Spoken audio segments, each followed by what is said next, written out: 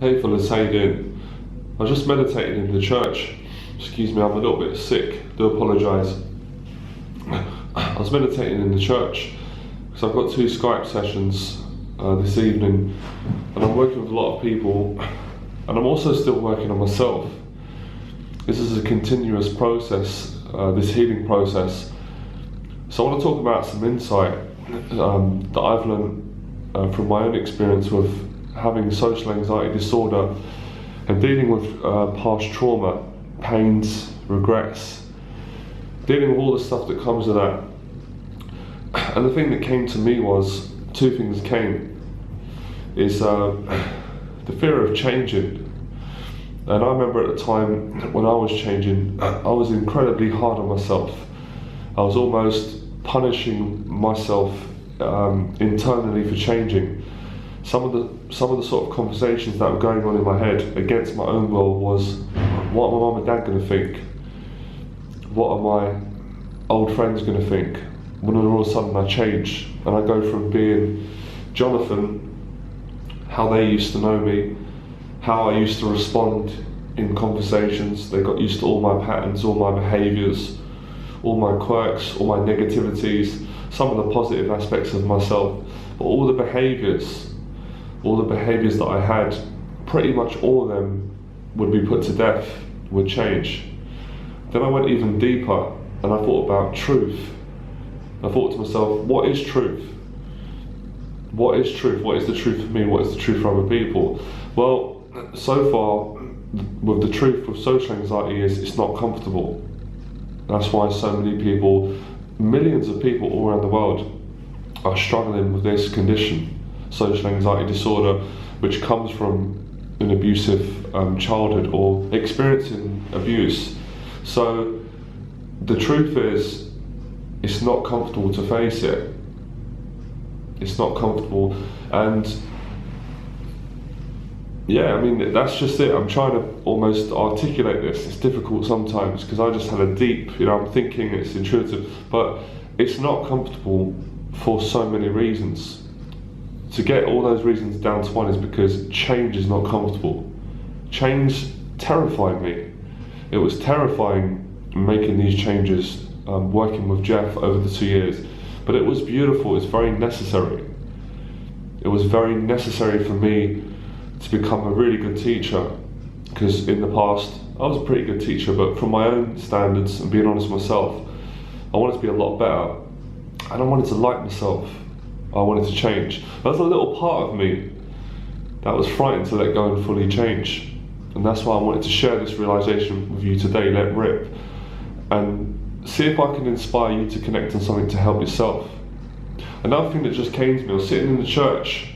It's a beautiful church in Paddington, and it's quite dark. I go there that's the reason I go there, because it's peaceful.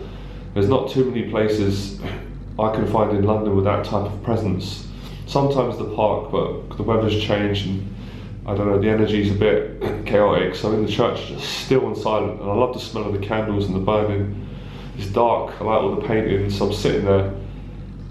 And what I do is, because it's how I meditate, I find the truth in what I want to learn about, and I speak to the higher self and I say, let's go deeper, let me be brave. So let's say, for example, someone would say, well, the truth is you have social anxiety because your dad abused you growing up, or your mum abused you, and that's why you're shy.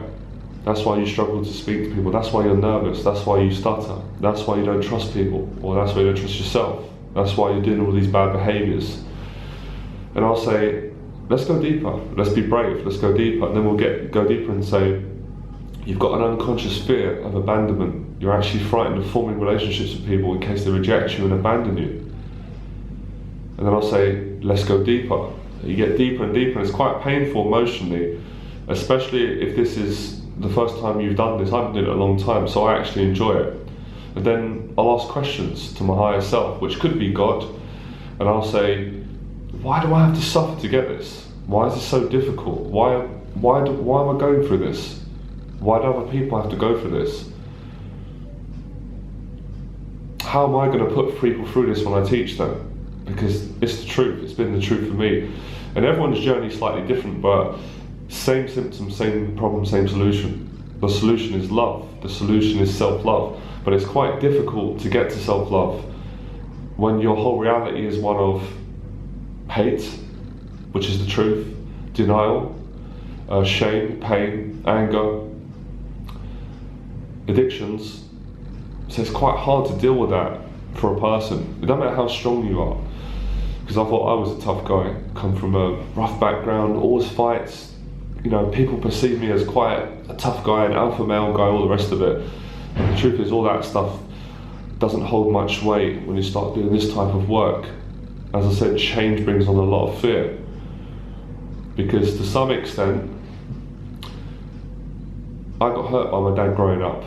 And I couldn't admit this, because even admitting it made me feel physically ill and sick, and made me feel dirty. It made me feel all these feelings.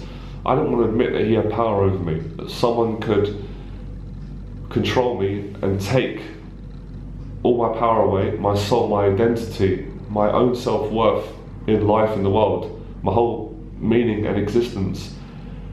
And I would have to, in some way, beg for that back. So my ego, my anger, my pain would say, F that, I don't need anything from the person. The truth was, I had to forgive my dad, and I'm sure it's the same for anyone else, but I had to do it by forgiving myself, which was, I had to change myself. There was no way I could achieve the things I wanted to in my life, like financial freedom, a beautiful relationship with an amazing woman, starting a family, trusting again, building wholesome relationships, doing a job that I loved, living from a place of honesty and truth, developing myself more, all the things that I wasn't able to do in my own identity. I remember getting that truth even when I taught as a dating coach. I remember when I first got into meeting women, I remember thinking, there's no way I can attract this type of woman in my life in the current state I'm at now. That's just being brutally honest. Not because I'm not good enough, it's nothing to do with that, but my current beliefs are not going to attract a woman like that and sustain a relationship, because I don't know who I am, and my beliefs are conflicting within the personalities of who I think I am, or I don't know who I am. So there's going to be confusion, and it made sense, because everything we put out we attract.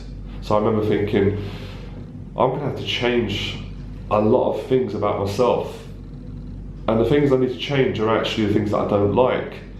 But contradictory to that truth, I'm frightened to let these things go, because the personalities that I don't like are attached to some of my friends, my mum, my dad.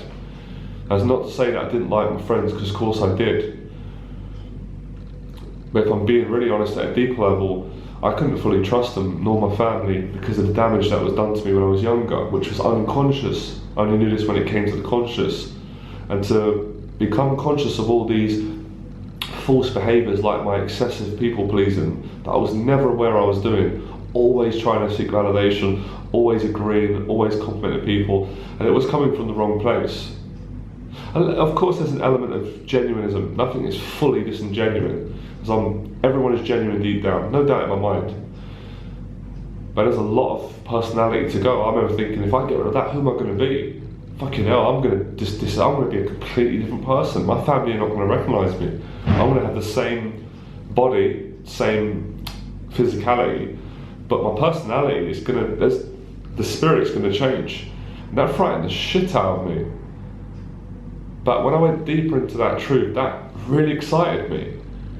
Because deep down, I always wanted to die. And I don't want any sympathy from anyone. As St. Paul in the Bible said, dying to self. I wanted to die to self and be born again. I wanted to kill that false self that my father created, or I created rather, to protect me from my father. I wanted to kill that false self that was attached to my whole reality. So I pretty much had to die. It had to be a deliberate suicide of a false self. So I wasn't going to actually kill myself in this physical realm. But to some extent, there's no difference. So I had to change. The old self had to die.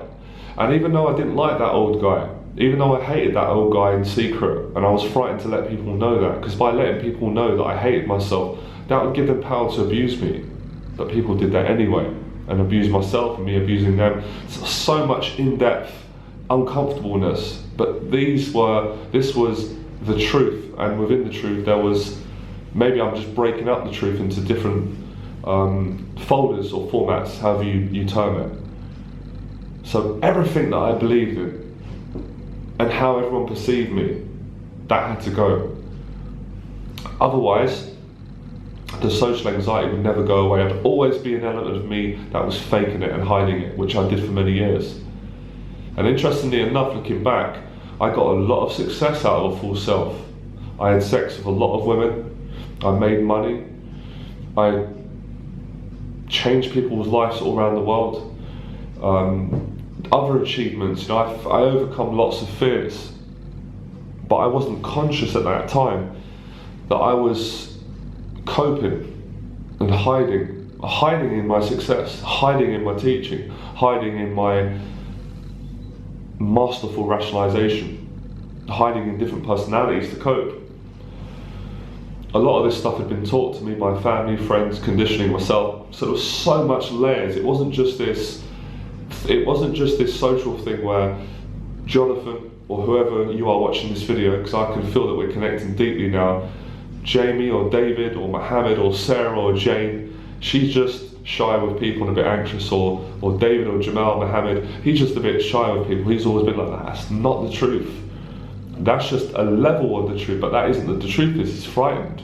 He's hiding. And the anxiety and the fear is the fear of being caught out. I used to have this voice. I said, being caught out for what? And Alan Watts says, being caught out for being a phony, because I was a phony. I was a phony because I was frightened. I didn't want people to see the real me, because I didn't want to see the real me. Because the last time I seen him, he was criticised, he was judged, he was rejected and abandoned.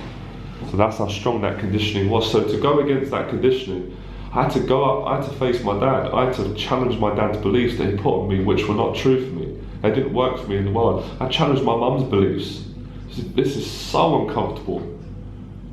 Pretty much all my family, my past employees, my friends, life, all those parts of me, all those parts that I was afraid of people seeing, like my anger, my racism, I was racist, I hated everyone, because I thought everyone hated me.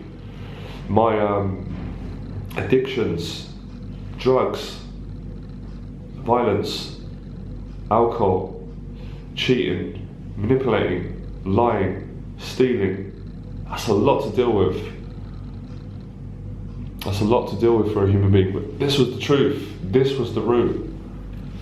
And along my journey in the truth, as I said, I got a good mentor to support me and help me along that truth. And I had other people help me. I had to ask God, I had to go deep into myself.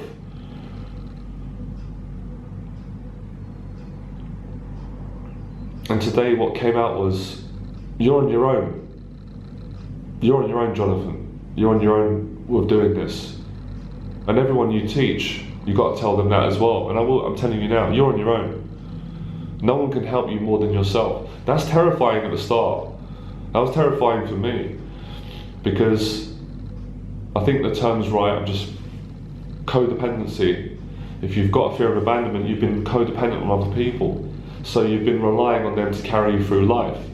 Hence why we're so frightened to challenge mum and dad or the person that hurt us, because we'll be literally abandoned in a dark room. But that's not actually true. When I went deeper into the truth, that gave me massive excitement. That means that I've got every responsibility to change and live the life I want.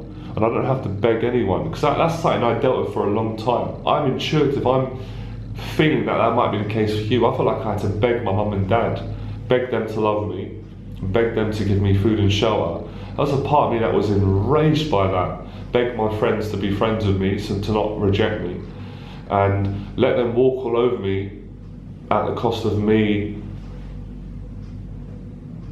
pleasing them with my dysfunctional behaviours that came from unconscious fears. I had to let all that go.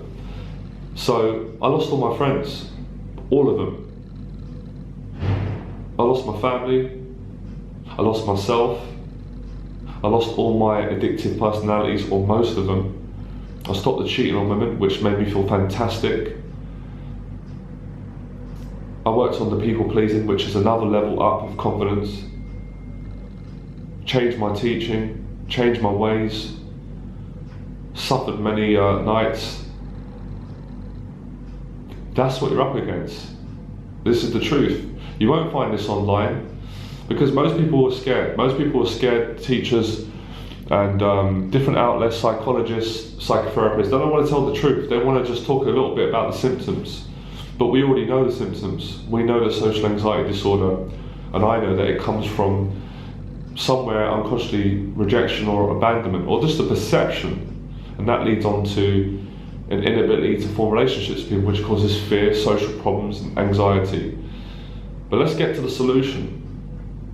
And I've been putting out the solution for the past 2 years now. I've just been getting more and more clearer, more clarity. And today I want to be really direct. The solution is you're on your own. But you're not on your own. You think you're on your own. But you are on your own. But you're not on your own. You have support. You have God. You have your higher self. You have a mentor. So I help people and support them. But I don't tell them what to do. They're not indebted to me. It's not a method. You're just supporting, you're mirroring and helping them to straighten out, which is what my mentor did with me, which is the best form of teaching, the most honest form. And the great news is, deep, deep down, myself included and everyone else going through this, there's nothing more you want to change. So it's having the courage to stick by your decision. And you have to suffer. You have to suffer the reaction from people around you that are gonna judge you. They are gonna judge you. My mum, this is the truth. My mum judged me when I changed. And I love my mum. And this is another uncomfortable truth. She couldn't handle it. She couldn't deal with it because she was so used to controlling me. She was used to me complaining and being anxious. And I understand that. I totally understand that. I'm not judging my mum. I love my mum to bits, but it's the truth. It's my truth and my reality. And I would need to put this out to help people to straighten out their truth. And I had to sit and listen to my mum's pain body and see her ego getting uncomfortable sitting with her son, because it wasn't her son anymore, it was a new guy. I'm still her son. My core being is the same as when I was a kid, but my personality's changed because I've identified who I am. I'm still growing from that place, and I was calm. I had to deal with my dad as well when I confronted him. He handled it well. The next time, he was looking at me, he was shocked. But to his credit, he was respectful. But that's because I respect myself. That's because I've started to parent myself. Finally at 31, last 3 years. And go in here for love. Go inside here, or go up there. Christ, or God, whatever, or higher consciousness. Not out here, scrounging like I used to, and begging and pleading and being afraid. I don't mean that in a defensive way. I'm not saying I'm too proud. Of course I want to be loved by people, but I've got to love myself. And in order to do that, I've got to continue changing, growing, and being able, as my mentor says, to stand in front of the truth and to suffer the truth. This would be suffering now. If you hear my video and you've got social anxiety, this would be, if you've lasted this long, 18 minutes and 44 seconds, you're brave, you're tough, because you're hearing pure truth. Not even coming from me, pure truth coming from God. Because I'm just speaking out loud what I connected to and what I'm reflecting out through my own experience, and a continuous intuitive truth. So the main theme is we have to change to overcome social anxiety. You can't stay the same. You can't stay the same and then become socially confident. It doesn't work like that. I tried it, and I know many people who have. It makes no sense intellectually, I'm a bit ill, scientifically, spiritually. But how exciting is it that we've got the power to change? No one can stop you. There is a perception that people are trying to stop you, but they're not. It's all about the self. So our relationship's starting to get better with my mum. The messages are getting better. She's more respectful when she addresses me. She's more cautious in a good way. I'm more respectful for her. Same with my dad. Same with old acquaintances. You start noticing people treating you different, because it's how you feel about yourself. You project it out. And unconsciously, people know. And as I said in one of my last videos, one of you asked me, it's another truth. When you wake up to who you are, you spot all the games. My mentor said this as well, and I spoke to Jeff about this, and I can see it. I can see the games that people play, and I can also recognise the games that I used to play. And sometimes the personalities that come up and try and play these games, I'd say, get out of it. You notice how people manipulate. You notice when people are not being genuine. You notice when people are being very beautiful, very sincere. You notice it immediately because of the work you did on yourself. You learned everything about the world. And this is the fruits. These are the fruits you get, the rewards from having the courage to stand in front of your fears, to face yourself, to face your dad, your mum, your friends, the projection of everything that is attached to your false self, false reality, and your social phobia, which is not real. And this is the journey of self-love. And then all the things, the money's going to come. The relationship's going to come. People are going to want to be around you, going to love you, because it's projection. But there is a time and a process of deep, painful, lonely abandonment and suffering. And I went through it, staying in this place for the last, I think it's been the last 2 years since making the change, 3 years actually. And now I'm in a good place, and still just got used to being in a new body and enjoying teaching. So this is the truth. And you have to practice. You have to practice observing yourself, and you have to go through it. There's probably a lot more going on in your head, and I'll leave it for now in this video because I feel this is enough. But yeah, change. That's the main thing to come out of meditation today. Excuse me. I've got this cough going soon. Change. Change is necessary. Change through the practical movement of speaking to people and doing all the other stuff I said in the other videos. I'll leave it as that. I'm going to make more videos. I hope this helped. And this is what I learned. This is what I learned, and there's going to be more to come. It doesn't even feel right to say enjoy the process, like and subscribe. But this is it took me a lot of courage to get this information. This video has come out of 3 years and making massive changes and overcoming social anxiety. I'm going to be doing a lot more videos. I hope you got something out of this. So yeah, I'll leave you on that.